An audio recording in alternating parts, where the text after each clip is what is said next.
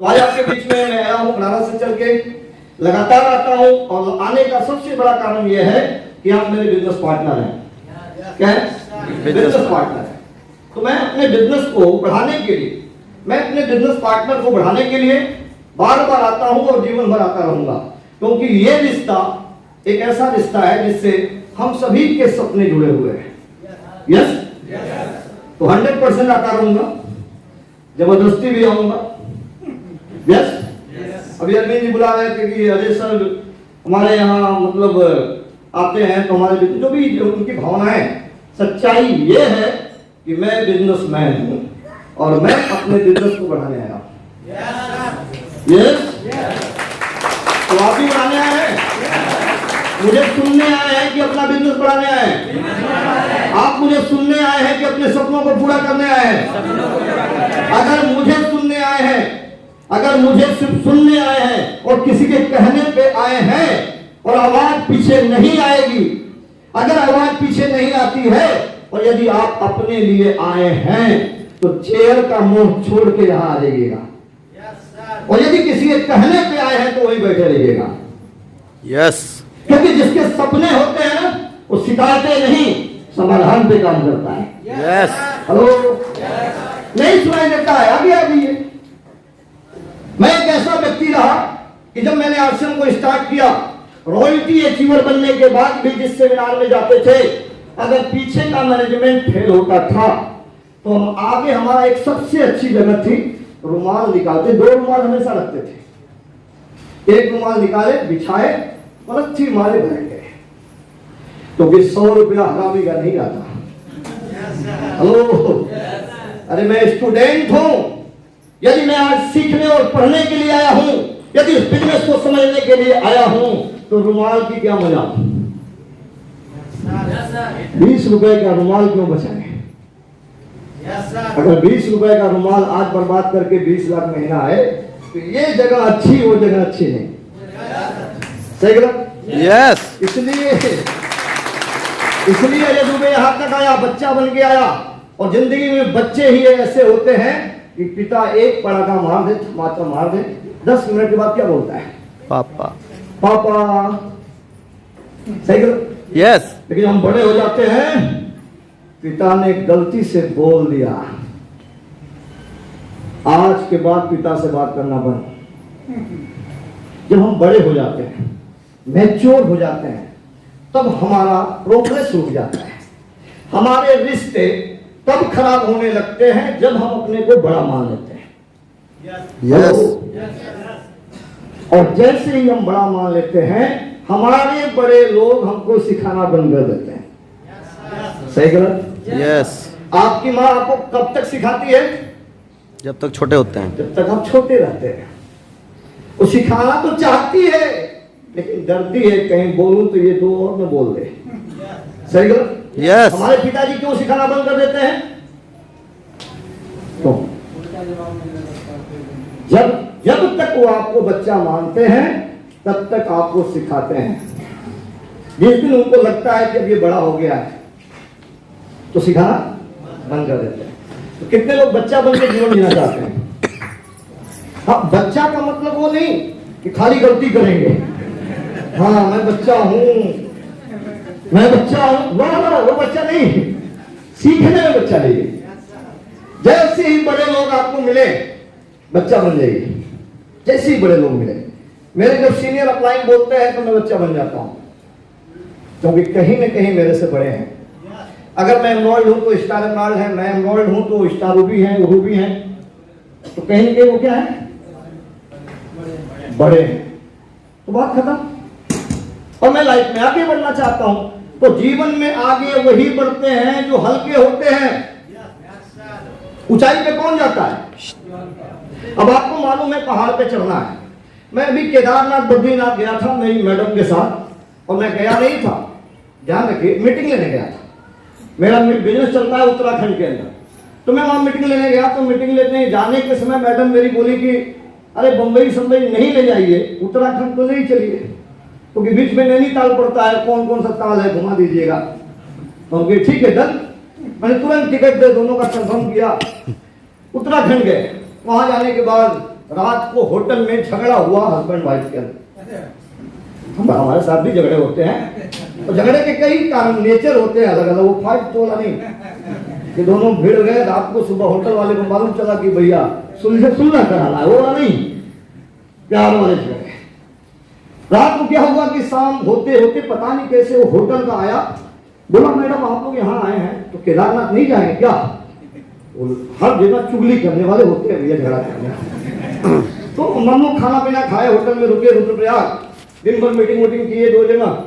Haridwar meeting थी मेरी, वहां से मैं निकला, ऋषिकेश मीटिंग मैंने किया, फिर मैं उतरा को रुद्रप्रयाग पहुंचा। वहां से केदारनाथ मात्र 70 किलोमीटर दूर है। और वहां लोग कब जाते हैं? जीवन के लास्ट टाइम। पहले के जमाने में एक बात कही जाती थी कि भैया अब एक्सपायर डेट हो गए, अब जाओ, क्योंकि वहां से लौट के आने के चांस कम होते थे। अब तो सुविधाएं बढ़िया होंगी ना, पहले पैदल से 100 किलोमीटर लोग जाते थे, और कब वो मिट्टी का पहाड़ है वो कब स्लिप कर जाए, आप खत्म हो जाए। तो अब खाना पीना खाने के बाद होटल का आया, बोला कि मैडम सर कहाँ है? बोले सर तो नीचे हैं। बोले आप लोग यहाँ तक आ गए तो जरूर केदारनाथ जाएंगे। अब मैडम बड़ी इमोशनल और भक्ति की लाइन में बहुत अच्छी थी। अब मैं उधर बोल के नीचे गया, मैं ऊपर आया, बोले सर केदारनाथ चलना है। कहाँ जाना है? केदारनाथ। मैं बोला केदारनाथ? अरे वो बहुत ऊंचाई पे है, पहाड़ों पे, अभी नहीं जाना, अभी तो डायमंड बनना है। तो मैंने सुन रखा है तो वहां लास्ट टाइम में जाया जाता है, अभी मेरा लास्ट नहीं है भाई। लेकिन कहा था स्त्री हट बाल हट जी, कौन कौन हट? स्त्री हट बाल हट। स्त्री हट और बाल हट। स्त्री हट ने महाभारत करा दिया, यस, और स्त्री हट ने रामायण भी कराया। यस, रावण ने नहीं कराया। सुरपुरखा। एक तो कैकेयी और दूसरा सुपंखा, ये दोनों ने कराया है।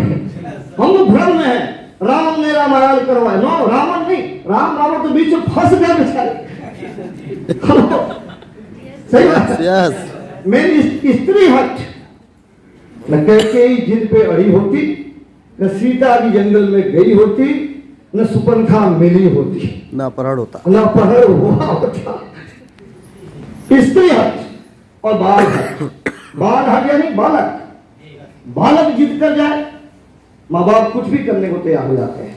अब वहां से खेल शुरू हुआ, मैं वहां से निकला, अब रात में पूरी समझाता मैं बोला यार मान जा, केदारनाथ दूर है, पहाड़ों में है, दिक्कत हो सकती है। अभी इसके पीछे 2013 में कई हजार लोग मर गए, त्रासदी आई, नहीं जाना मेरे को, अभी डायमंड बनना है।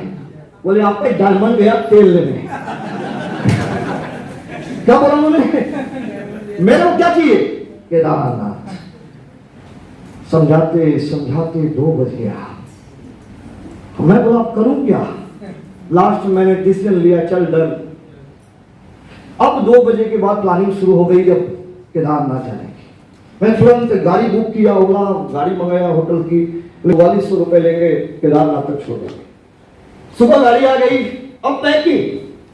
अब मैंने पैकिंग पता किया, तो जो मेरे पास लगेज था बहुत ज्यादा था, मैंने वो सारा लगेज एक डाउनलाइन को बुला के दे दिया, और मैंने एक छोटा सा वनली 1.5 से 2 किलो का मैंने बैग लिया, और 1.5 से 2 किलो उन्होंने बैग लिया। क्योंकि मामला क्या था, 22 किलोमीटर पहाड़ों पे सीधा जाना है, यूं स्ट्रेट। तो क्या मैं हैवी बैग लेके जा सकता था? नो। मैंने हल्के कपड़े चुने और मैं उस सफर को किया, लेकिन रास्ता इतना मजेदार था और मैं इतना खुश, जीवन में मैं इतना खुश कभी नहीं हुआ था। क्योंकि मेरे साथ जो गई थी उसको इतना दर्द हो रहा था, फिर भी हमारी तरफ देख के फिर भी मेरी तरफ जब देखती थी तो मुस्कुराती थी। तो स्त्री हट उन्हीं का था। अपने लिए में पछतावा नहीं थी, क्योंकि जिद किसकी थी? हाँ, मामला दूसरा था। हम तो भाई दौड़ने धूपने वाले लोग थे, हम तो पहाड़ चढ़ते जाते थे। तो हम बाद में कुछ गंडा के, क्या गंडा?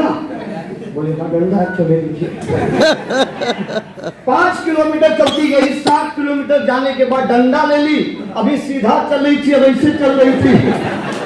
मैं बड़ा खुश था, वाह वाह क्या बात है, चलो चलो को तेज चलो, अभी बद्रीनाथ भी जाना है, तेज चलो तेज चलो।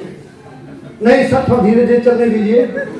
पूरे पैर में दर्द, पैर सूजन में आ गया, फिर भी बोलते थे कोई दिक्कत है क्या? ना ना ठीक है ठीक है ठीक है ठीक है। ऐसा क्यों हुआ? क्योंकि डिसीजन किसका था? जो लोग अपने जीवन के लिए आलस्य करते हैं, जो लोग अपने बच्चों के लिए आलस्य करते हैं, जो लोग अपने सपनों को पूरा करने के लिए आलस्य करते हैं, वो शिकायतें नहीं करते हैं। क्यों? क्योंकि डिसीजन उनका होता है। डिसीजन उनका होता है। मैं उस दिन लीडर आदमी, मैं साथ चलते हुए उसको देखता था, मैं मीटिंग पे आता, मीटिंग इस पे मीटिंग हो सकता है, बहुत बढ़िया। जिनका डिसीजन खुद का होता है वो शिकायतें वो सीख रहा था। वहां जाते जाते 22 किलोमीटर, एक दिन का रास्ता 3 दिन में पहुंचे।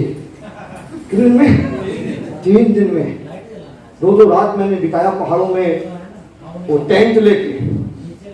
किसी तरह जब वहां पहुंचा, जाने के बाद असली मजेदार घटना शुरू हुई, क्योंकि लाइन लगी थी 7 किलोमीटर। हम बोले मैडम आ तो गए बाबा केदारनाथ, अब क्या होगा? मैंने एक व्यक्ति से पूछा बीच में जाके कि भैया कब लगे थे लाइन में? तो बोला 3 दिन से। क्या बोला? कि भाई साहब ये 3रा दिन है। हम मैडम को जैसे गश्ती आए, चक्कर आ रहे थे उनको। बोले 3 दिन? बोले हाँ हाँ। फिर मैं आगे थोड़ा गया, बिल्कुल आगे गया, मंदिर के पास जो व्यक्ति खड़े थे, पहुंचने वाले थे। मैं उनसे पूछा कब से लगे हो लाइन? बोला सर 4था दिन। क्या बोला? 4था दिन। मेरा माथा घूम गया, क्योंकि मेरी जो ट्रेन थी ना रिटर्निंग, वो 2 दिन बाद ही थी। अब दिमाग काम न करे। मैं बोला आते तो फंसा दिला, अब आगे क्या होगा? बोली मुझे नहीं मालूम, दर्शन तो करना है, तो यहाँ तक आई क्या? अब देखिए जब आधे रास्ते में पहुंची तो मैंने बोला कि ये काम करते हैं, कैंसिल कर, लौट चलते हैं। बोली अब यहां तक आ गए तो आगे बढ़ेंगे कि पीछे? मैं आप लोगों से भी कहना चाहता हूं, कई लोग थोड़ा आगे बढ़ते हैं, स्टार्टर बन जाते हैं, टीम नीचे आ जाती है, फिर सोचने लगते हैं जाऊं कि ना जाऊं। अरे जितना चढ़ने में ऊर्जा लगाए हो ना, लौटोगे तो जितना चढ़े थे सब बर्बाद हो जाएगा। मैं उस दिन मैडम से सीख रहा था। मेरी गुरु कौन? मैडम, मेरे मिसेज। सीधा ये क्या बात बोली है? मतलब इतना दूर आने के बाद पीछे जाने का मतलब पीछे क्यों जाए, आगे बढ़ो। अब तो आएंगे, थोड़ी दूरी कटी, करते करते आगे। वहां जाने के बाद मैंने पूछा 4 दिन से लोग लाइन में लगे हैं, कैंसिल कर दे। बोले अब तो हो ही नहीं सकता, चाहे ट्रेन कैंसिल हो जाए।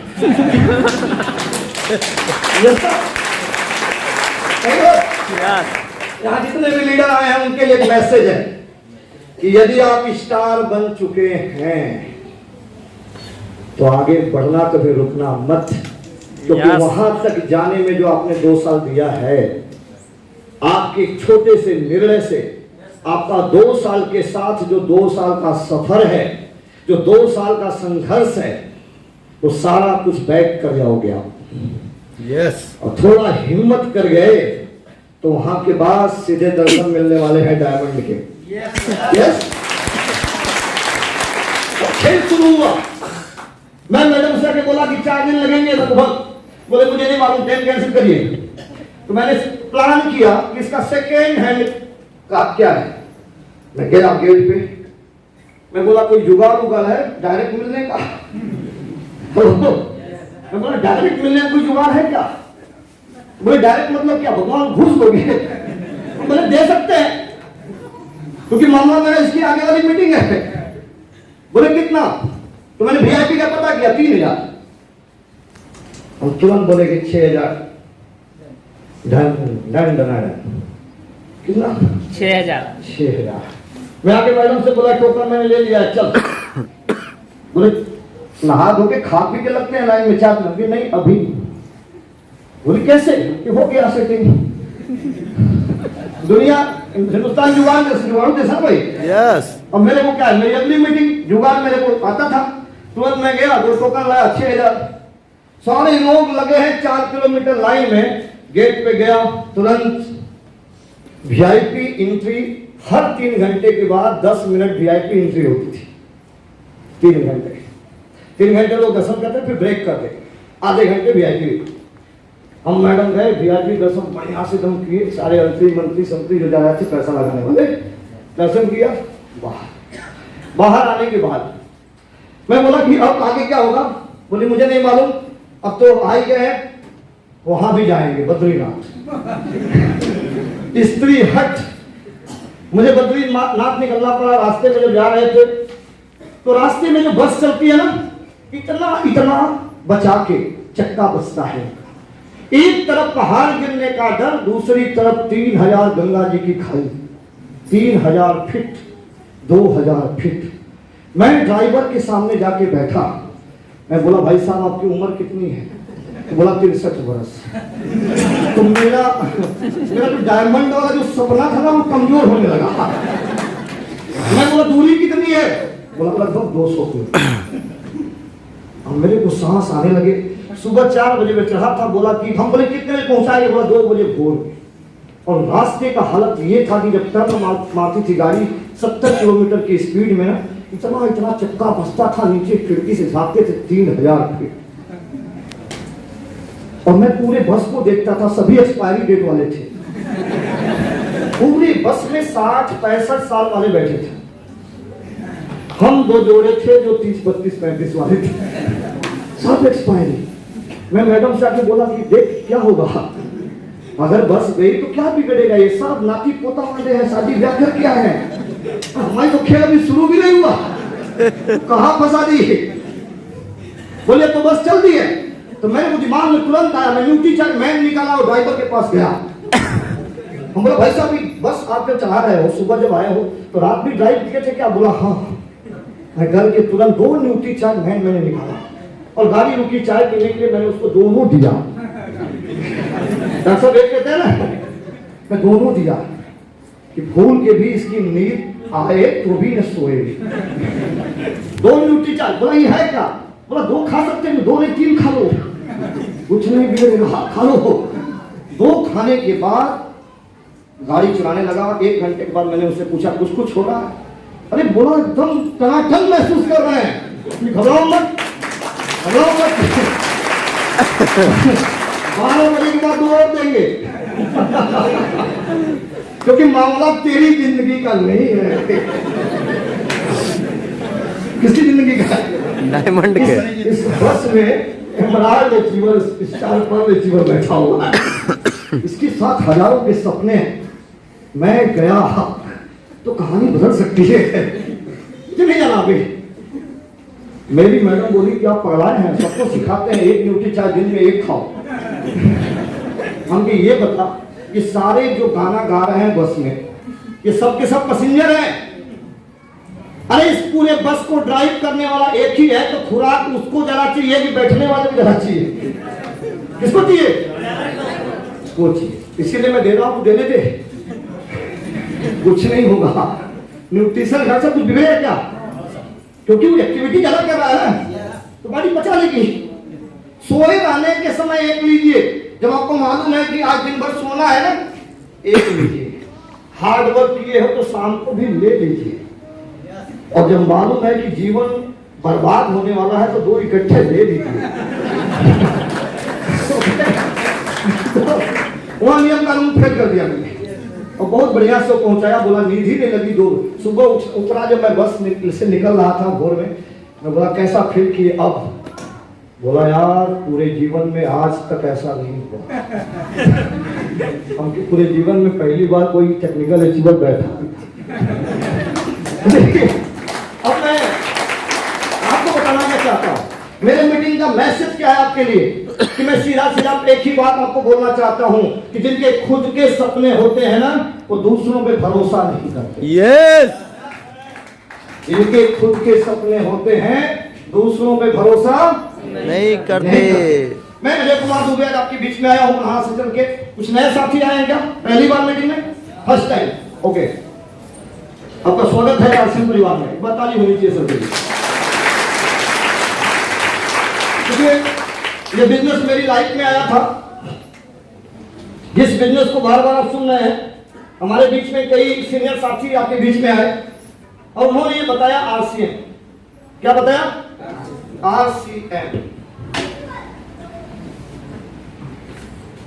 यहां जितने भी लोग बैठे हुए हैं, आज इसी बिजनेस को कुछ लोग करते हैं, कुछ लोग समझते हैं, कुछ लोग समझाते हैं, कुछ लोग समझने आते हैं। मामला क्या है? आरसीएम। इस बिजनेस का पूरा नाम है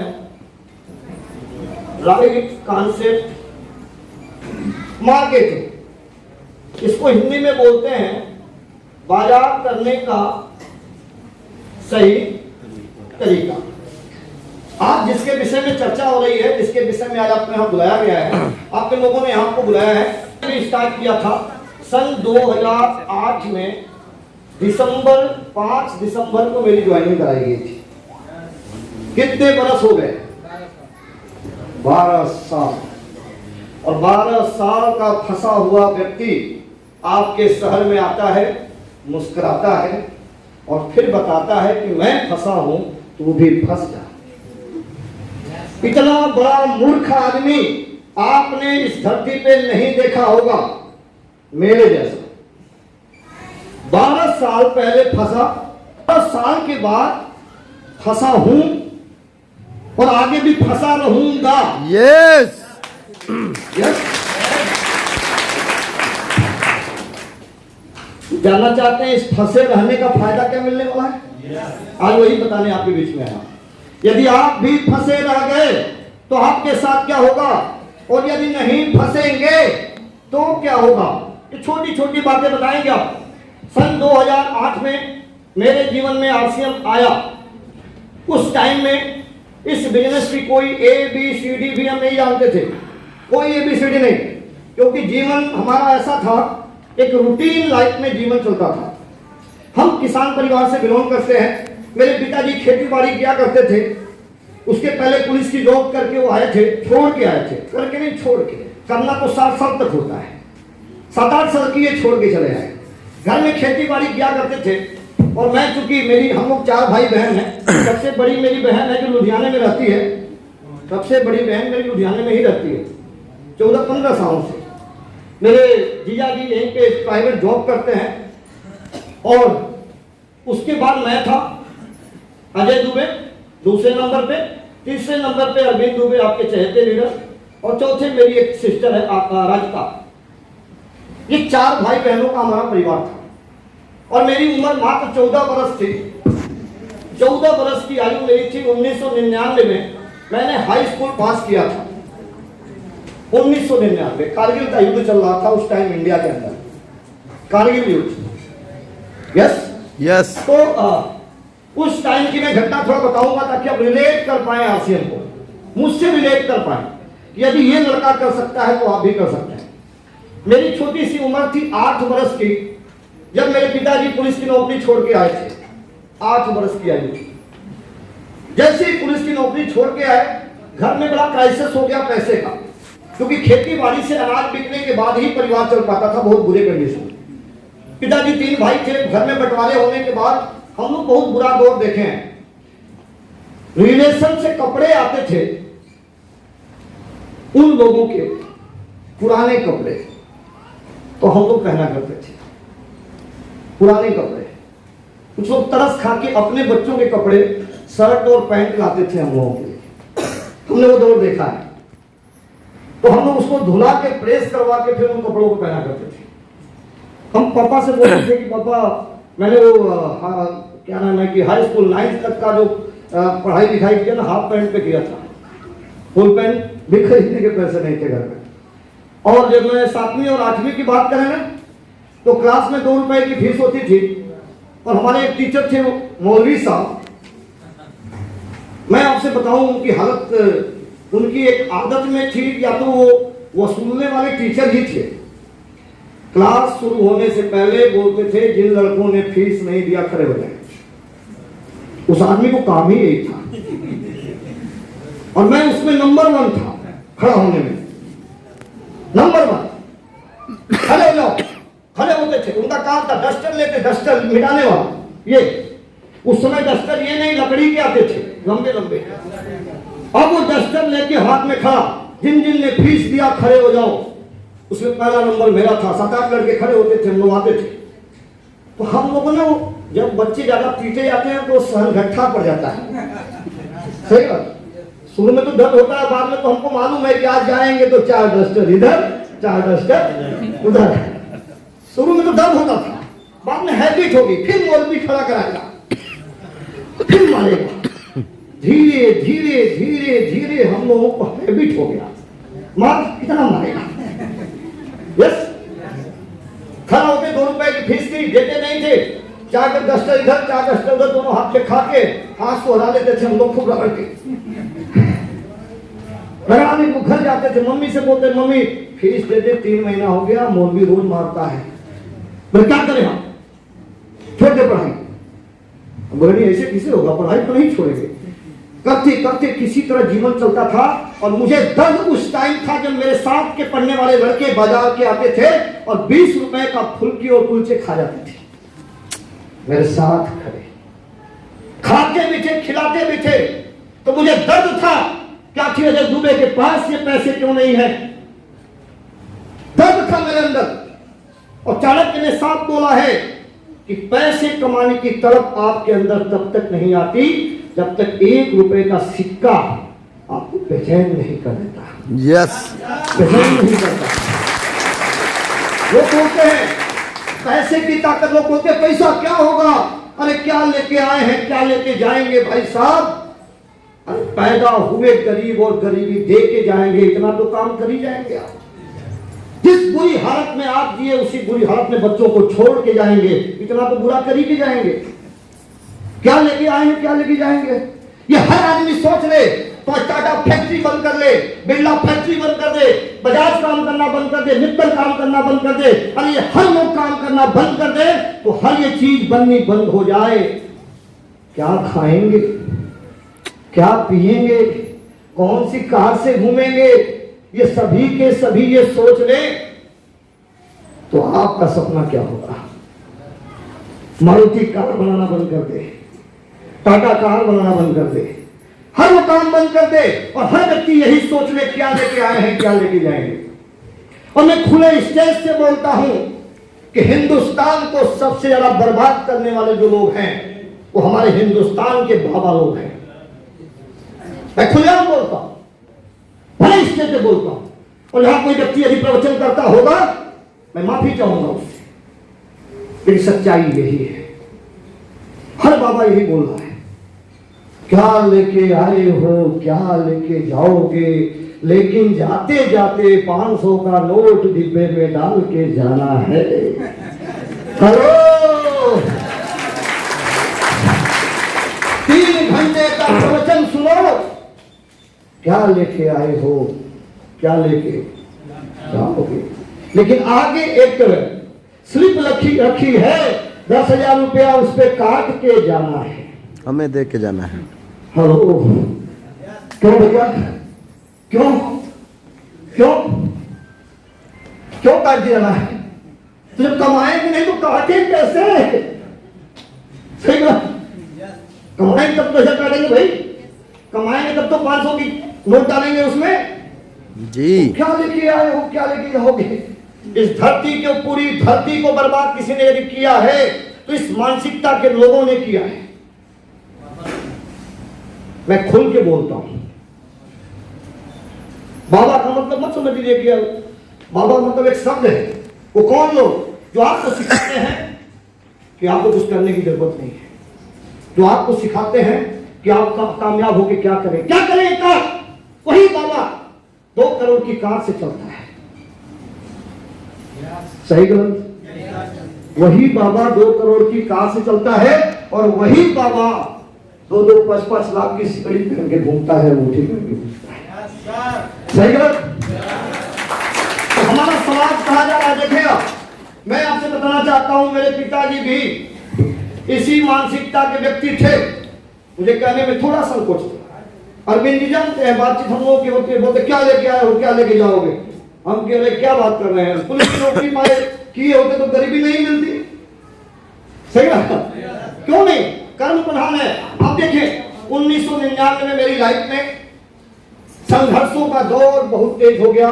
छोटे भाई साहब की पढ़ाई, मेरी पढ़ाई, बड़ी बहन की पढ़ाई, छोटी बहन का मेरी टीचर है, सरकारी टीचर, उसकी पढ़ाई लिखाई, सारा प्रेशर मेरे सर पे आया।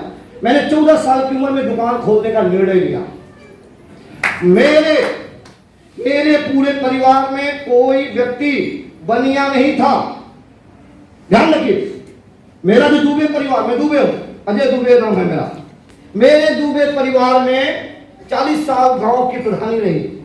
मेरे परिवार में, खानदान में, पूरे खानदान में पहला व्यक्ति मैं बना जो बनिया बना। मुझे फर्क नहीं पड़ा, क्योंकि मुझे एक बात समझ में आ गई थी कि दुनिया के पास कितना भी पैसा हो, आपके बड़े पिताजी के पास कितना भी पैसा हो, लेकिन आपके पिता का कमाया हुआ धन ही आपका होता है। यस। तो या तो मेरे पास ऑप्शन थे कि टूट जाऊं, या मेरे पास ऑप्शन था कि इस समस्या को तोड़ दूं। मैंने 14 साल की उम्र में दुकान खोलने का निर्णय लिया, और जैसे ही दुकान खोलने का निर्णय लिया, मेरे पिताजी को लोग समझाना शुरू कर दिए कि बताइए, हमारे दुबे परिवार में लड़का बनिया बनेगा, दुकान करेगा, साबुन तेल बेचेगा। मेरे को फर्क नहीं पड़ता, मैंने खोल दिया। खोला, दुकान बहुत तेज चली, 2 महीने में बंद हो गई, क्योंकि दुकानदार छोटा था, ग्राहक बहुत तेजी से आए, और जितनी तेजी से आए उधार ले गए। दुकान खाली। 2 महीने के बाद किराया भी देने का पैसा नहीं, दुकान खाली खाली रहे, काउंटर बचे। फिर मैं सीखा, ओ ये भी होता है क्या। मैंने फिर पैसा लोगों से कर्ज लिया, दुकान खोला, दुकान चलने लगी, बहुत ठीक ठाक चलने लगी। अब मेरे पास अनुभव आने लगे। क्या आने लगा? ध्यान रखिएगा, जब भी आप कारोबार करते हैं तो कारोबार के 3 साल सिर्फ एक चीज कमाई जाती है, जिसको बोलते हैं अनुभव। ध्यान रखिए, जब भी कोई कारोबार स्टार्ट करें तो उस कारोबार को स्टार्ट करते समय 3 साल तक एक सबसे बड़ा धन कमाया जाता है, जिसको बोलते हैं अनुभव। अब मैं सीखने लगा। अब ये व्यक्ति आया, मीठा मीठा बात किया, फिर बात करते करते कैसे उधार मांगेगा। अब उधार मांगने वाले व्यक्ति को हम पहले ही पकड़ लेते थे, मांगेगा उधार। इसी स्टाइल में वो भी आया था। कौन? पीछे वाला। हाँ, पीछे वाला ऐसे आया, रिश्ता बनाया ठीक ठाक, फिर उधार लिया गया। अब मैं लोगों को पकड़ने लगा, रीड करने लगा, मेरे को बिजनेस समझ में आने लगा, और मैंने उन लोगों का रिश्ता तोड़ना शुरू किया और अच्छे लोगों को पकड़ना शुरू किया। धीरे कारोबार मेरा चल दिया। 1999 से 3 साल तक मैं लॉस में गया। 3 साल के बाद 2004 और 5 से मेरा कारोबार बहुत तेजी से उठा, क्योंकि मेरे पास अनुभव का खजाना था। और इस कारोबार के बल पे मैंने दुकान से फिर एक दुकान खोला। पहले फोटो फ्रेमिंग की दुकान नहीं थी, गिफ्ट कार्नर था, उसको मैंने बढ़ाया, फिर जनरल स्टोर खोला, फिर मैंने डेयरी खोल दी। अब इसके बाद जो मेरा कारोबार था इतना तेज चलने लगा कि महीने के 40,000 रुपए मेरी बचत के रूप में आने लगी, और इतना अच्छा कारोबार की 35-40 गांवों में मेरी अच्छी पकड़ हो गई। इसके बाद अब मेरे थोड़ा लड़का अगर कामयाब हो जाए छोटी उम्र में, और घर का बड़ा लड़का तो बहुत जल्दी आ जाती है, सही बात। अब शादी मेरी कर दी गई। शादी होने के बाद 2 बच्चों के पिता बने। उसके बाद अब लगने लगा कि ये जाल है। इसके पहले क्या था कि मेरे जैसा सुखी आदमी इस धरती पे नहीं है, ये मेरी सोच थी। क्या था? मेरे जैसा सर को थोड़ा हैंडल करिए आप लोग। जी सर, बताएं। जाइए रमेश जी के साथ वो अपना ही साथी हैं। नहीं, हमें लगा मैनेजमेंट वाले लोग हैं। आइए सर, वेलकम, बैठा दीजिए सर। इधर आगे आगे आगे आगे आप भी आइए। मुझे लगा ये हॉल के मैनेजमेंट वाले लोग हैं। आगे बैठिए। ओके, इधर बैठ जाइए, थोड़ा पानी दे दीजिए। ये इधर बैठिए, आप इधर बैठिए। हाँ,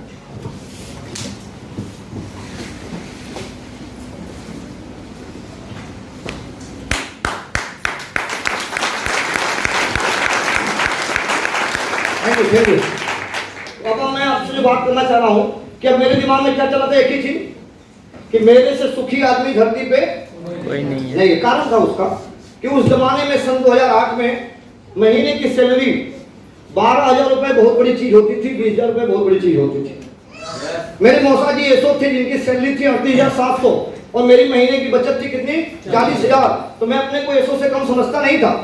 ऊपर से छोटे भाई की इनकम 30,000, कानपुर में कंप्यूटर कोचिंग करा करती थी इनकी, दोनों की मिला के 70,000 महीने की इनकम थी। और मेरे साथ के पढ़े लिखे लड़के जब आते थे, कोई सूरत से कोई गुजरात से, जब वो बोलते थे कि मेरी 15,000 आती है, तो मैं तुरंत बोलता था क्या मेरी जिंदगी तो बहुत बढ़िया है। ऊपर से परिवार को छोड़ के सूरत में, परिवार को छोड़ के मुंबई में, यानी मेरी जीवन में बेटर मान चुका था। और इसके बाद जैसे जैसे मैं बोलता था कि मैं ठीक ठाक हूं, मैं ठीक ठाक हूं, मैं ठीक ठाक हूं, तो मेरा ताला जो लीवर का बढ़ता जा रहा था, सुनने वाला, दूसरे को नहीं सुनने वाला। अब इसके बाद एक ताला लग गया मेरे माइंड में कि मैं सबसे बेहतर हूं। हेलो, अब आरसीएम मेरे इलाके में सन 2005 में आया। किस सन में आया? 2005 में 2005 में आया। तो मेरे मार्केट में एक लड़का था, पहली बार मेरे इलाके में मैंने आरसीएम को सुना था।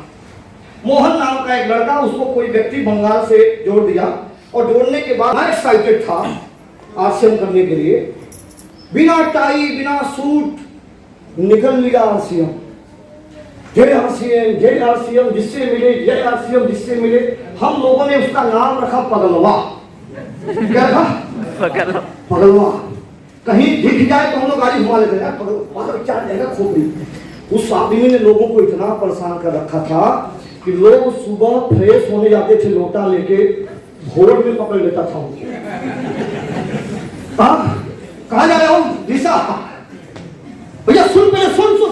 नहीं अभी मेरे को मत रोक, मैंने सुन लिया, पहले सुन। हम पगलवा रख दिया यार, ये आदमी है, रात को भी आरसीएम, दिन में भी आरसीएम, जब जहां तहां आरसीएम। अब वो साइड का कोई व्यक्ति जा रहा हो, क्या करना चाहिए? उसको रोकना चाहिए भाई। भगवान भी नहीं रोकता ऐसे आदमी को उस टाइम, कोई पुलिस भी नहीं रोकती। ये आदमी रोक के समझाता था आरसीएम आरसीएम। तो हम लोगों ने उसका नाम रख दिया पगलवा। और वो व्यक्ति आया एक दिन, 2 महीने से वो आरसीएम करता। कितने महीने से? 2 महीने से आरसीएम करते करते मेरी दुकान पे आया एक दिन। भैया सबको समझा रहे हैं, सोचे आपको समझा दे। बैठ बैठ, पहले मैं तेरे को समझाता हूँ आरसीएम। अब बात शुरू हुई। बोले क्या है आरसीएम? बोले ये बीच वाला ना, ये कंपनी होता है, ये कस्टमर होते हैं, ये बीच वाले को हटाना है। तो तुरंत मेरा दिमाग काम किया, यार मुझे भी हटा देगा इसको। मैं भी कौन सा था? बीच वाला। अब वो बोल रहा था, प्लान दिखा रहा था मेरे को कि कंपनी यहाँ होती है, कस्टमर यहाँ होती है, बीच में क्या है कि डिस्ट्रीब्यूटर, सेंडर, रिटेलर। अच्छा मैं क्या था? रिटेलर। मैं बोला ओ ये राजनीति है, सबको खत्म कर देंगे सब। हमारे किसने बताया? तो अपने बॉस का नाम बता। तो उसने अपने बॉस से बात कराया। बोले भाई साहब क्या उल्टा सा समझाते हो, सीधा भोला भाला आदमी है, फंसा दिए तुम, तो पढ़ना लिखना चाहिए। बोले नहीं सर आप नहीं समझ रहे सर, बहुत बड़ा बिजनेस है। मिचुला यार फालतू बात करता है, लड़के की उम्र अभी पढ़ने लिखने की 18 साल, तो फंसा दिया साबुन तेल में। बड़ी सारी बात मैंने समझाया इसको, इतना समझाया, इतना समझाया, इतना समझाया, इतना समझाया। 1 घंटे के बाद मेरा पैर छुआ कि गुरुदेव आज मैं समझ गया। क्या बोला? आज मैं समझ गया। और आज के बाद ब्रह्मा भी आके बोलेंगे कि आरसीएम कर ले तो मैं नहीं करूंगा। क्या बोला? ब्रह्मा भी आके बोलेंगे कि आरसीएम कर ले मैं नहीं करूंगा। इतना बढ़िया मैं समझाता था कि आरसीएम खराब क्यों है। और आज क्या करने आया हूँ? बताइए बताइए, आरसीएम समझाने। उल्टा हुआ गणित। अब ये खेल, ये व्यक्ति ने कसम खा ली, आरसीएम चला गया कि एक ही चला रहा था। पूरे इलाके में एक चलाने वाला आया, प्रकट हुआ, तब तक ये व्यक्ति पकड़ लिया। एक व्यक्ति मुझे नया चाहिए, नए व्यक्ति आए, नए व्यक्ति, नया कोई व्यक्ति जो भी नया जुड़ा हुआ आरसीएम, वो भी आ सकता है, नए जुड़े, बिल्कुल नए कोई एक व्यक्ति। आज वेलकम वेलकम। आपको सांप पकड़ने आता है? नहीं पकड़ने आता? पकड़ेंगे। सांप तो पकड़ेंगे? नहीं। सांप पकड़ने आता है कि नहीं? हाँ कर लेंगे। इसलिए हाथ लगाओगे नहीं पकड़ पाते। अब देखिए मजेदार चीज, नया व्यक्ति, अच्छा एक जुड़ा हुआ व्यक्ति मुझे चाहिए, क्योंकि नया जुड़ा है। अब आइए आइए काजू जी, आइए, वेलकम आपका। देखिए आपसे चलता है कि मैं कुछ छोटी छोटी बातें आपको बताने वाला हूँ, और इसमें लोग फेल क्यों होते हैं। देखिए ये 100% पकड़ते होंगे, नहीं सर, अभी नहीं पकड़ते। अच्छा अब देखिए, ये दोनों लोग हैं, इनके घर में सांप निकल गया तो क्या करेंगे? मार देंगे। और सबसे बड़ी बात है कि वो मारने लायक भी नहीं है, ऐसा सांप है वो। अब ये क्या करेंगे, पता लगाएंगे कि कौन ऐसा व्यक्ति है जो सांप पकड़ता है। तो लगाएंगे यस। अब दिक्कत क्या है कि ये जैसे सांप पकड़ना एक टेक्निक है, वैसे ही जब व्यक्ति कोई नया ज्वाइन करता है तो ये ज्वाइन करने के बाद जब ये लोगों को समझाने जाता है तो सांप ही पकड़ने जाता है। क्या करने जाता है? सांप पकड़ने जाता है। मान लीजिए कि ये नए व्यक्ति हैं, थोड़ी इधर आइए, और ये क्या है, हादसे में जुड़ गए हैं, तो अब इनको करना क्या है? इनको उन लोगों को समझाने जाना है जिनकी विचारधारा में ऐश्वर्या राय वास करती है। यस, क्या करती है वास? ऐश्वर्या राय। तो ये जाएंगे कि भाई साहब मैंने एक बिजनेस ज्वाइन किया है, उसमें ये होता है और इसमें पैसा आता है। तो बोला तेरा ब्रांडेड है? क्या बोलता है? तेरा ब्रांडेड है? ये पूछता है। अब इस सांप ने फूका, ब्रांडेड मतलब क्या किया? फूका। अब इसे तुरंत फूका, ब्रांडेड है तेरा। अब ये सांप पकड़ने वाला कच्चा है, और जैसे ही फूकेगा, अरे बाप, ये क्या हो गया, ये क्या हो गया? ये तो सवाल हम लोग को गुरुजी बताए ही नहीं थे कि ये भी आएगा। अब ये चला भाग, बोला नहीं घबराइए मत, पूछ के बताऊंगा। शाम हुआ, ब्रांडेड वाले ने फूक दिया, वो पसर गया। क्या हुआ? पसर गया। काम खत्म। जय आरसीएम। जय आरसीएम। गुरुजी फोन करेंगे, क्या हुआ, सांप पकड़ा आया? बोले नहीं सर, फूक दिया। यस। अब ये दूसरा वाला सांप, अब ये फिर गुरुजी इनको आए, बोले नहीं बेटा, ये मेरे साथ भी ऐसा हुआ था, मैं भी जब पकड़ने गया तो ऐसे ऐसे सांप मिले थे जो फूकते थे, चिंता मत कर, ये जड़ी बूटी ले, फिर जा। अब फिर ये जड़ी बूटी लेके फिर दूसरे दिन निकले, जय आरसीएम जय आरसीएम जय आरसीएम जय आरसीएम जय आरसीएम। तब तक एक दूसरा सांप, रामराज जी रामराज जी खड़ा हो गए। जैसे ही रामराज जी मिले, 40,000 महीना कमाने वाले, तो ये बोले, अब इन्होंने बोला आरसीएम जानते? नहीं पहले तू बोला तेरे को कितना आता, बोल तू बोल। कौन? किसने पूछा? किससे? मुझसे। अब सामने वाला ने क्या बोलता है? नहीं सूप किए अभी अब पकड़ने कौन गया था और पकड़ा कौन गया? यही। ध्यान समझिए, ये पकड़ने गए थे रामराज जी को कि ये सांप पकड़े में आ जाता तो मजा आ जाता। पकड़ने गए ये और पकड़ लिया सांप। अब गए पकड़ने, सांप ने डस लिया, ये गए थे दूसरे घर को बचाने, अपने ही घर बर्बाद करके चले आए। कोई नहीं सुनता आरसीएम, फालतू है। अब गुरुजी का फोन फिर आया, क्या हुआ, पकड़ाया? बोले नहीं सर, तो पूछ रहा पैसा पहले दिखा। अब वहां से मामला बिगड़ा, फिर गुरुजी आए, बोले ले एक नई जड़ी बूटी ले, फिर जा पकड़ाएगा। ये मेरे साथ भी हुआ है। फिर ये बेचारा हिम्मत किया, जय आरसीएम जय आरसीएम जय आरसीएम करते गया। तब तक एक व्यक्ति जाके बोला उससे कि आरसीएम में बहुत बढ़िया है, पैसा आता है, ये बिचौलियों का पैसा यहाँ बांटा जाता है, एडवर्टाइज का पैसा बांटा जाता है। बोले चुप, तेरे सामान का प्रचार ऐश्वर्या राय करती है। तीसरा वाला साफू,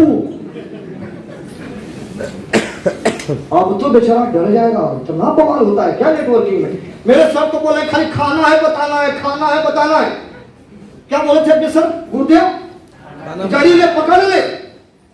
गुरु ने क्या सिखाया था? जड़ी ले और पकड़ ले। लेकिन यहाँ तो एक से एक सांप है, ना भैया हमसे ना होई, जो नौकरी रहे वो है ठीक है। सही कहा। अब बेचारे जैसे इन्होंने पूछा कि क्या तेरे सामान का प्रचार ऐश्वर्या राय करती है? और अगर नहीं करती तो तेरा सामान खराब होगा। हेलो, अब बेचारा ही आया, गुरुजी का फिर फोन आया। अब बोले ये गुरु फिर आएगा, नया जड़ी बूटी देगा, बीमारी है क्या? नहीं उठाऊंगा फोन इसका, बात खत्म। गुरु गया, अब गुरु का फोन भी उठाना बंद। जबकि एक मैं एग्जाम्पल, लाल बहादुर जी आप आइए, 3 लोग थे, 3 जगह गए, 3 जगह फूके गए, इन्होंने 3 अनुभव लिया है। नेगेटिव आदमी और पॉजिटिव आदमी में अंतर क्या है, ध्यान से देखिएगा। इस बिजनेस में कामयाब होना और इस बिजनेस में नाकामयाब होना, दोनों में अंतर क्या है? थोड़ा आप आगे आइए, मैं एग्जाम्पल दिखाना चाहता हूं। अब ये व्यक्ति गए थे, पहले व्यक्ति से मिले तो एक नया सवाल आया था। यस, नया सवाल आया था। चलिए, इनके पास गए थे तो नया सवाल आया था, और इनके पास गए थे तो नया सवाल। तो तीनों सवालों को अगर ये पॉजिटिव लिए होते तो अपनी डायरी में तीनों सवालों का जवाब लिख लिए होते, ताकि दोबारा जीवन में जब इस तरह का सांप निकलेगा तो उसको कैसे पकड़ना है। ये हुआ सकारात्मक व्यक्ति का एटीट्यूड। लेकिन नकारात्मक व्यक्ति का एटीट्यूड क्या है? जहां जाता हूं सब ऐसे ही मिलते, पूरी दुनिया खराब, पूरा लुधियाना खराब, पूरा बनारस खराब, पूरी कायनात खराब खराब, बड़े बड़े सांप हैं इस धरती पे। अरे मैं नहीं पकड़ सकता, मेरे बस की बात नहीं है। दोनों में अंतर देखिए। एक ने क्या किया? सकारात्मक एटीट्यूड को दिखाया और 3 नया तरीका सीखा कि इन तरीकों से सांप पकड़े नहीं जा सकते, और ये तरीका अगर मैं सीख जाऊं तो इस तरह का सांप दोबारा मिलेगा तो मैं उसका जवाब क्या दूंगा। बात समझ आई? लेकिन निगेटिव आदमी, ये ले अपनी लकुटी कमरिया, बहुत ही नाच नचायो। सुने ना कृष्ण भगवान का? एक दिन गुस्सा हो गए थे कृष्ण भगवान यशोदा माँ से, माखन खाने गए, माखन खाने गए, पकड़े गए, दूसरे का खोड़ा करते थे, गागर गुलेल मार मार के।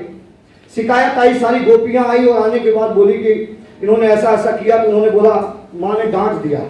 डांटने के बाद उन्होंने बोला तू बहुत बोल रही है, अब तेरा जबान बहुत चल रहा है, गैया कौन चराता? कौन चराता है गाय में? है?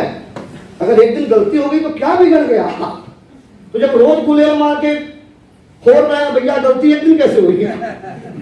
गुस्से में माँ ने फिर डांटा और उन्होंने तुरंत अपना खोला और बांधते थे कमर में रस्सी, मारने वाला गायों को हाथने वाला रस्सी, उसी सब खोल खाल फेंक के बोले ये ले अपनी लकुटी कमरिया, लोटा, टिफिन, जंगल में जाने की डंडा फेंक फाक के किनारे हो गए। नहीं करना मेरे को आसिया, नहीं चढ़ना गाय मेरे को।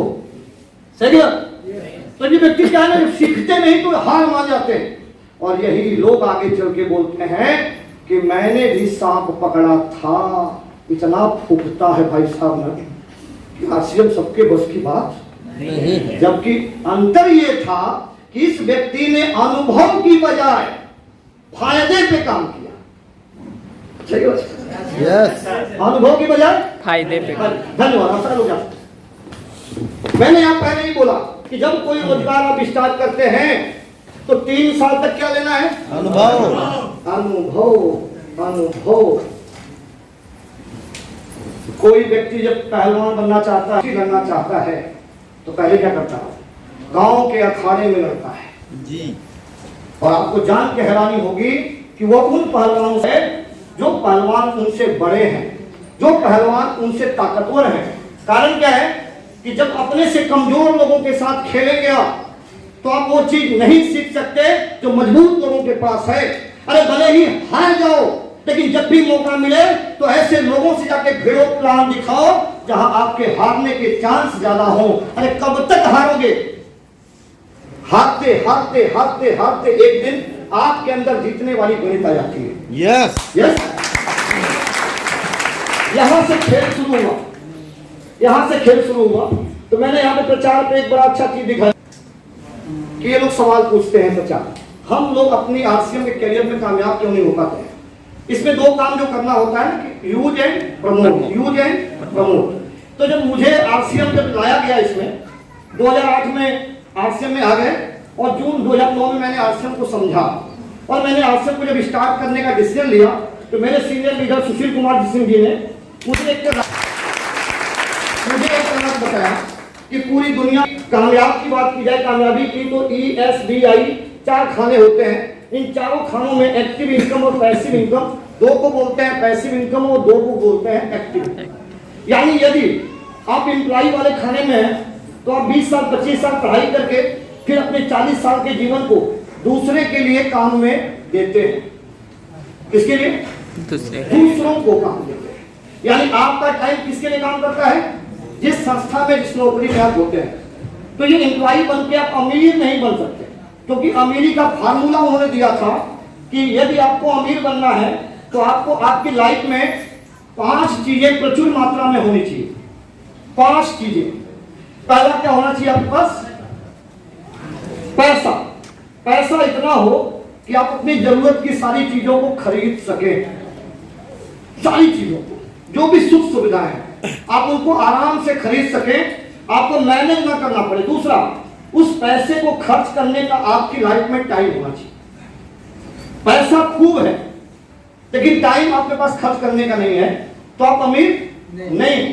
तीसरी चीज, तीसरा उन्होंने बताया कि यदि सम्मान, पैसा भी हो, समय भी हो और आपको सम्मान नहीं, रिस्पेक्ट ना हो समाज में, तो आप अमीर नहीं।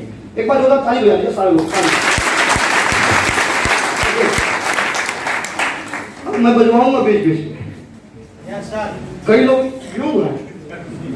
अब मैं परेशान हूं कि वो प्रणाम कर रहे हैं कि सो रहे हैं, तो सिर्फ मैं चेक करूंगा बीच बीच में। ओके, तो तीसरा क्या है?